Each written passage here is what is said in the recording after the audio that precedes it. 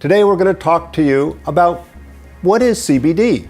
Technically, it's one small component of cannabis. It's the cannabidiols. Ultimately, when we start to use CBD, most people have expanded its understanding to talk about all the different cannabinoids, all the different alkaloids that are in the cannabis plant. So the reality is when we're talking about CBDs, we're talking about more than just the cannabidiol, a specific alkaloid within the plant.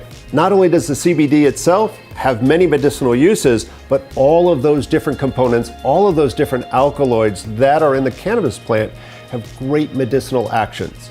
When we start to look at CBD products, we can look at the ratio of CBD to THC, the active component, and make sure that all your different cannabinoids are present, that you get the full spectrum of this amazing plant. This is Bob Linde from the Tradition School of Herbal Studies, coming to you from the Magical Butter Kitchen, talking to you about CBD.